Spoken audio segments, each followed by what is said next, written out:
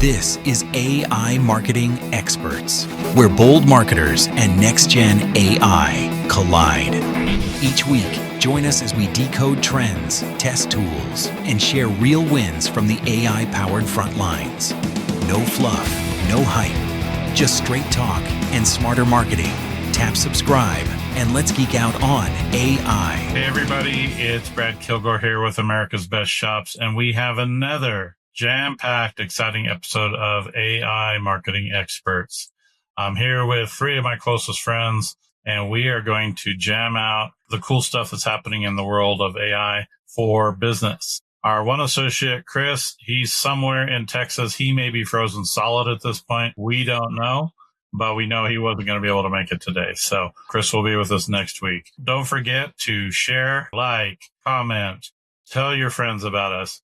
Our show has continued to grow. We're excited of all the growth and all the new people that are joining us. So with that, we're going to go ahead and kick off our latest episode. I think we're in season 2. I think this is like our 30-something episode. So we are here to deliver the goods. So with that, we're just going to kind of open it up for an open forum today, like I say, kind of a jam session, and kind of talk about who in the group here saw some stuff that really caught your eye that you want to share with our audience. Cool. I'll just give a quick little bit of news just to jump in ahead.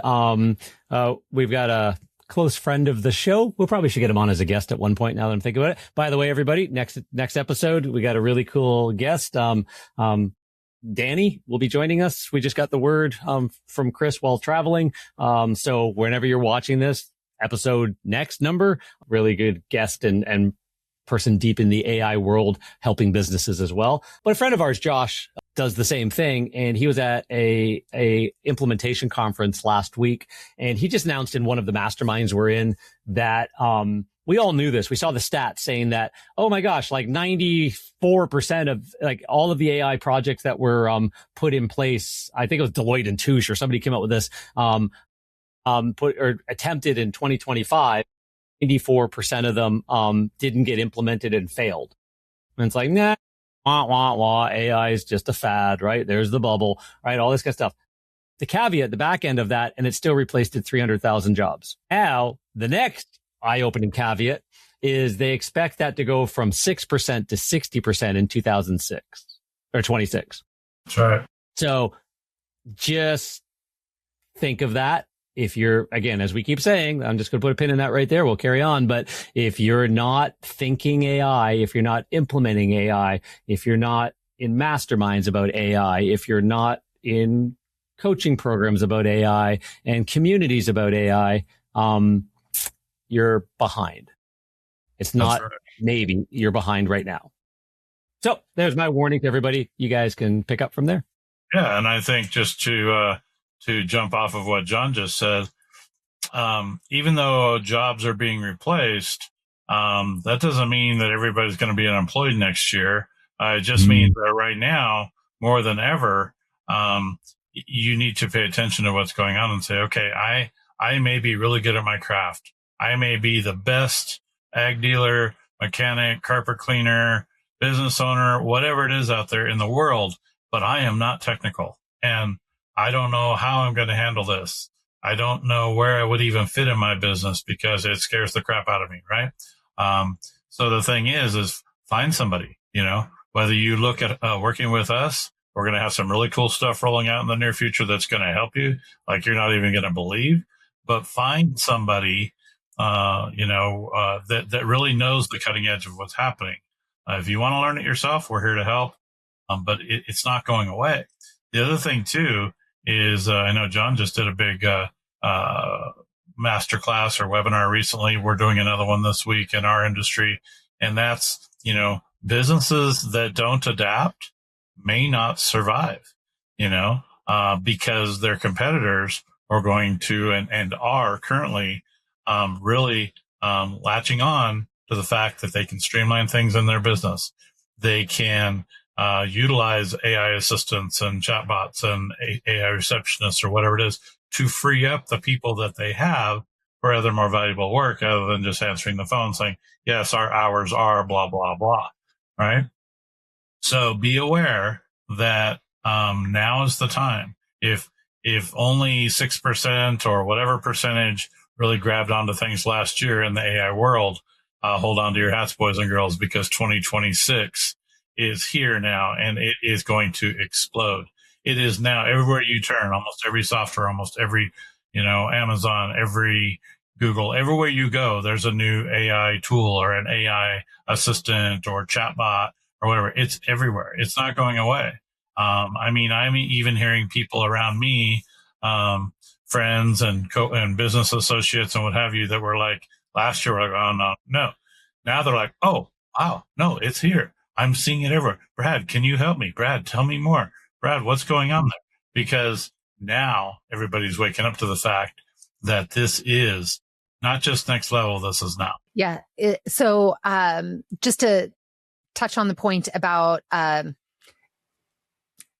there's so many businesses that are implementing AI right now. So if you're not, you really got to look at it. You're going to be behind. But think about it just from this very boots on the ground kind of a way. We already know that when someone is looking for a service, when they're online and they're looking for something, they might make a phone call. Someone doesn't answer, they're going to go to the next one and the next one and the next one. They whoever answers, that's the company that gets the work, the job. But a lot of it doesn't have to be a human. It can be an AI receptionist that can answer, that can book the appointment, that can do all of those things. And that's okay too. It does not have to be a human. And so just implementing something, as big and as simple as that can make a big difference for a business. And the thing is that if you're not doing it, but your competitor is, then that's where the issue comes. So it's not, you can't just say, oh, I'm not going to use AI for my business and think that you're going to be able to compete still. This is a foot race. This is not an individual thing that, that businesses can do, and not think about their competitors. It's just, that's not how it works. And I'll just build on that, because if you're listening or watching and you're thinking, I just don't have time, then I'll even back it up one more step and say, what can you use? So when you walked into the office today, or you open up your laptop or you open up your phone, where can you implement or start using AI naturally? So it may not be as big as, oh my gosh, I need to focus on having someone answer my phones just yet. It may be, I need it to reply to an email, and it would be as simple as, can you craft an email reply? And then we're big on human first. You want to go ahead and put your human in the loop, you refine it. But then all of a sudden, naturally, you're seeing AI start helping you with micro tasks that you found. And even if it starts saving you 15 minutes of time during your day, then you can start learning more about how to have your phones answered, or that AI assistance on your website, or having those different elements in more of your business, because now all of a sudden you're freeing yourself up from redundant tasks that are dragging, or time just sucking all the time out of your day. Sure. I want to show the clear separation right here as well in our comments, because Laura and I talk about human in the loop all the time, but we work with people like different types. Like I work with cleaners that they go out on site and they're like, AI booking an appointment and being able to be the highest priced cleaner in your marketplace, really hard to do. You need a human in the loop to explain that. And in Laura's world, same idea. Brad, a shop, an auto shop. Yeah, by all means, here's my calendar. You're coming to me, book. Jen, med spas and businesses. Yeah, you're coming to me. Here's an opening, book. And that, even as our listeners are listening, think of where you are in your business and where it makes sense. Here's one that we're adding to all of our clients right now as an enhancement, as we call it, inside our lead generation CRM. So think of the side of your van, a QR code, and it says, start your safe and healthy home here, with a arrow to the QR code. Somebody scans it. Good. It goes to your website. That would be a good, better, best. Better, it goes to a very specific landing page offering something in exchange for their email. Oh, we've all heard of that. That's kind of cool. Best, starts a chatbot conversation with your AI chat. Boom, your chat opens up. Hey, thanks so much for scanning the QR code. What about that attracted your attention? You have a conversation, you go down a path. What are they interested in? Or you run a social media post about pet urine problems and say, hey, by the way, DM me with the word pets and I'll send you our pet urine recovery guide. Now that DM could be a real person having to type back and whatever. But no, in our world, what we're building out is, hey, thanks so much. I'll send that over. Give me your name. Give me your email. Oh, by the way, what is your pet urine problem? Let's talk about it. And the whole goal is not to book a job. It is to find out if they are a lead with a long-term lead that you need to drip on that nobody ever talks to, or a short-term lead. When that conversation, eventually you're going to be asking, the AI is going to be asking, and is this something you're looking to solve soon? Would you like to have somebody come out and do a quote on that for you? Not only is it a free quote, we give you this and this and this and this to show up anytime we find a happy new customer. So would you like our happy new happy new prospect kit and a free quote? Again, I'm a marketer. My brain just thinks of marketing. We just build them into our tools now because it's easier to build that they can go wide like that as well. So just wanted to put that in, that AI can go from a little to a lot really quickly. And if your competitors are doing that, and you're not even thinking that, get with somebody that already thinks that way. Yes, because all I've been built on when you, like you said, as they scan, the CRM is collecting that information. So there's no more manually, okay, how do you spell your last name or anything? It's collecting all that. So that 24/7 salesperson mentality is collecting all that when that valuable assistant, valuable person at your front desk, valuable person, your sales team gets in for the morning, they can then see, okay, these conversations have happened overnight. And now I can go ahead and start moving forward with those who need my attention immediately or now. And then even what Brad mentioned for one of our last episodes, having that video conversation. So not only, yes, you might start with a chatbot, or they can select video and they can be actually talking to someone within your organization. So again, keeps that human in the loop. You're not losing any of that. You're just getting to those conversations faster. That's right. That's exactly right. Well, I know that we had some other really nice things to share since it is Show and Tell Friday. Laura was going to show some things with NotebookLM, if I remember right. So if you would like, Laura, would you like to show and tell off your fancy new laptop? I will. Well, one of the things about NotebookLM is they are adding new features. And so it's every time you open up, it's kind of like a Christmas gift. It's basically the NotebookLM.google.com. When you're there, it'll ask you if you want to create a notebook. I just did that for time's sake, started one, and I pulled in a bunch of different resources. It allows it to go out on the internet to pull. We're not going to go into very basic information on how to start your NotebookLM. We're going to talk more about the presentation. So as we have all these resources to decide, I just randomly selected 3 and said, I need to build a presentation on it. And what surprised me, we have talked about in the past here how they can do an audio overview. Well, now you've got the video overview, all these over here. But now when you've got the slide deck, if you click the pencil before you click to start, you can actually start talking about whether you want it very short or default. I did find there was a limitation around 20 slides. So just kind of keep that in mind. But you can go ahead and drop in any kind of specific instructions that you would like regarding the deck. So think about your audience, your key points. You can be as specific as I want slide 1 to be, a hero slide 2 to be about the speaker, slide 3, agenda, whatever might be your flow.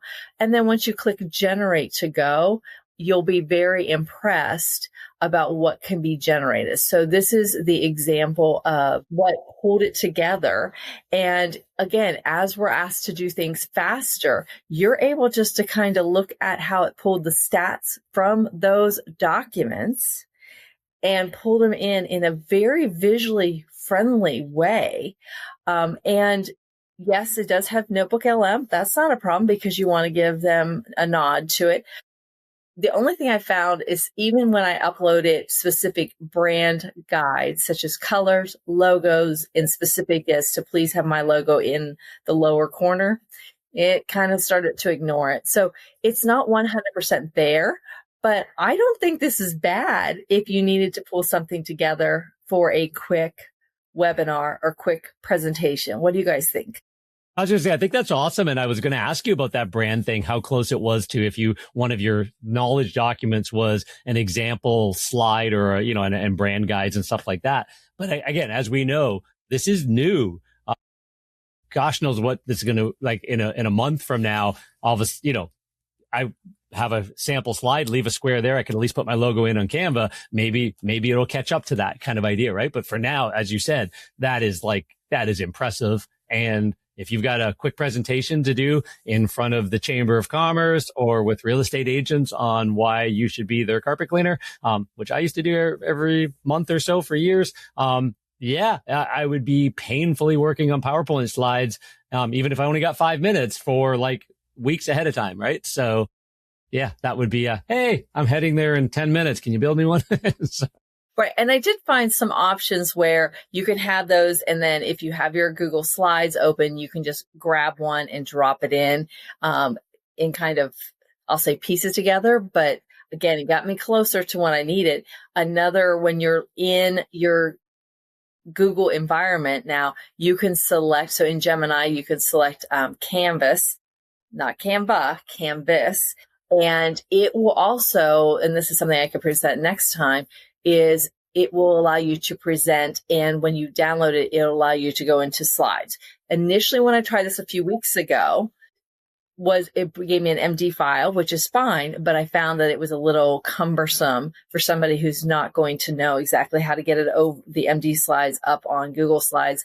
I did not find that user friendly yet. So we'll see as another week goes by, another day, we know that there's improvements altogether. But again, if the viewers have a presentation to pull together and it's kind of a bland document, it's nice for it to give some visual oomph to keep the audience's attention. Totally agree. And I would also echo what Laura just said, as far as a week from now, a month from now, there's a strong possibility that this is going to integrate right into Google Slides because this is a Google product. NotebookLM is part of the Google Gemini family. And I did see some hacks. We tested them a little bit. If you just were to go to YouTube, for example, or even Google search and say, NotebookLM slideshow to Canva or something like that. There's some ways you could import these things. It's not quite there yet. But the other thing, Laura, if you don't mind sharing, I think we might have shared before, but will you show what it does with infographics? Because those to me are off the charts. Yes, I will. So I'll go back and share my screen. It's technically like one slide, but it's an infographic. Go ahead, Jen. Well, I think, Laura, what you showed was if you're grabbing stuff from the web, but you can also upload your own document or connect it to, your drive to where it's just pulling in your information too. If you, if you need to do a report or that can still, or, maybe you still want to do a slide deck, but it's specifically for you or based on your information and not for what you find on the online. Absolutely. You're exactly right. That's one reason why NotebookLM is so appealing to me for when we need to work with our clients, because of our environment is within Google. So we know it's secure. It's only for them and their specific request. So having a notebook built upon our client. And if they ask, can we have some reporting? We can build an infographic, just like what I'm showing on the screen, by one click. We can go ahead and pull in just for that client an audio file. You can do a video based on, hey, what did we do for you last year? And it can review all the transcripts, everything that we've done for them. If we want to do a first quarter, it's nice to kind of have that reflection with them, but I'm glad you brought that up because it is going to pull specific file for those clients. Yeah. What does that share button do now, Laura? I don't remember seeing that. Do you see the little share icon on the top left? Top right, the furthest one to the left? Right. Sorry, when I opened up so it just shows you if we want to go ahead and send a welcome note, or I can share the full notebook or partial notebooks in a group or adding an email. So I'm glad you asked. Okay. And what about the copy link to infographic? I know it doesn't look like it's highlighted. What does that do? See the bottom right corner? It does not. So Change probably because we are already, probably because it is. I was hoping it had some editing type features. So if it's No, on we have the infographic, download. Let me go ahead but again, for all of these, I found that if I close this and go back, that's some of these you have to kind of hunt and peck on it. For the infographic, as Jen was saying, so we've got still those source files that I just pulled off online. I could load in a few of our transcripts from this podcast and say, no, I want to pull information from it. But when you do that, you can go and actually specify on the infographic if you want it landscape, portrait, square, concise, detailed. So you can really get specifics. John, this might be an area to go ahead and try the colors that you really want. Yeah. But I found that is, like I said, still a little rough. It might start out strong, but then by the time you get to the end of the slide presentation, or if it's an infographic, it may be more spot on, says it's one. But I did find that it kind of started losing its pizzazz when we got to the latter slides or the later slides. The data, so this is the audio. Again, you have different, we've got an interactive mode now with the audio file. So that keeps improving. It keeps improving where you can actually, as it is going, providing the overview on those resources audio wise, you as a listener can say, well, I have a question, and actually interact with that podcast. So again, just takes things to a whole nother level, especially if you think about if you're training staff and you want them to listen to something or visually see it versus reading it all, you can have them take the quiz, look at the flashcards. But if they're listening to it and now they can ask a question to clarify it, wow, does that open up the world? Yeah. We all have different ways that we learn. Yeah. Yeah. I feel like NotebookLM is one of those, it's more people should know about it. It's so valuable. And I feel like it's being overlooked right now in a lot of ways. So I'm really excited that you shared about it. It's, NotebookLM might be my new favorite. And as we've been saying for the last couple of weeks, Google went from sort of quietly in the background, just simmering, and we didn't know what was happening. And it was like, oh my God, ChatGPT is jumping ahead, and this and then Grok showing up and all this kind of stuff. And then they went, oh no. We are still the biggest boy in the block. Let me show you. Boom, boom, boom, boom, boom, boom. And it's just been like every week, it's like, oh, and we had this ready, and we figured this out, and we're planning this. And it's like, what? So yeah, keep up with Google right now. Yes. And this, if we take a little sidestep to the AI Studio.Google, and so if you're like, ooh, I like the podcast, not really sure how to pull one together, the AI Studio.Google.com has what they call a multi-speaker audio. So it takes a few steps to get there. We won't go into it today, but there you can say, I want the speakers to be witty, or I want them to be skeptical. I want high energy. I want very professional. So you can start setting tones. You can pick what male, female, different kind of voices, it is just amazing as to what they're putting there for selection of who you're going to have as the speakers. So again, just takes information that we've just taken for granted to a whole nother level. And the other thing, it's free. It's free. Free is good. Free is very good. Brad likes free. Brad tells us of all the lifetime deals and the free deals and stuff like that. He's good at it. So there we go. You hit his word. It would be interesting to, because I don't do it, but it'd be interesting to look back on our episodes a year ago, what we were talking about or sharing then, and what it's going to be like a year from now, because it's just so lightning fast. Yeah. Yes. Yeah. One of the slides I share with a few of my presentations is it from the time that the airplane was invented to the time that someone landed on the moon was 66 years. And the question is where will we see AI in 66 months? Yeah. And in agriculture, we think of it as the invention of the tractor. It really did an advancement with agriculture, with the invention of tractors and, feeding the world kind of thing. But if we stop and think, to Brad's point, the elements and the items that we were talking about just when we started, Yes. It's just phenomenal where we've been and where we are going. Speaking of which, too, even some of the, say again, I'm sorry? Maybe more like 66 weeks or 66 days. Yeah. Absolutely, because they say by the end of 2026, it's not going to be our typing. And I know, Brad, you've mentioned about Whisper. We've had some different discussions about more audio. So audio, and now that you can upload MP files, so you can do it by voice, do it by audio, or do it by video. You won't even need to type. They're looking to just point your camera at something and say, fix this. So anyway, it's just interesting as to see where it's going. Yeah. And I think there are things that will happen in this upcoming year that we don't even have words for yet. Like they have not been invented. Did you know that cars were originally called horseless carriages? Yes. Because there was not a word for vehicle. Good point. So, and they were electric, the first ones, just by the way. And then we. Yes. Yeah. So like, that's just one example of ways that things will change in this upcoming year that we don't have words for yet.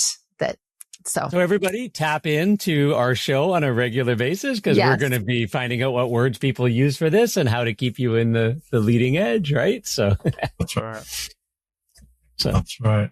Well, is there any other things that you guys have thought of in the last week or two, now that we're into 2026, new year, new ideas? Anything in closing that you can think of that we want to touch on, or do we want to jam it all into next week? I think we left a lot for people to think about. Hopefully do some deep contemplative thinking. Talk to your favorite LLM, ChatGPT. My gal's name's Sam, whatever yours is. Have your conversations, figure out what you're going to do about all of this, and keep coming back, as I said, to episodes. We're going to share how we're using it more, like AI, in everything we do more and more, and helping our clients do it more and more as well, because we work with businesses and solopreneurs and all that kind of stuff. So I think you're in the right place to get that information if you enjoy this and all that stuff. Keep coming back. Great way to put a pin in it. Don't forget to like, share. As I've heard other YouTubers say, smash the like button, right? Smash it. Don't forget to tell everybody about us, because we want to help as many people as we can. So with that, we'll wrap up another episode of AI Marketing Experts, and we'll catch you next time.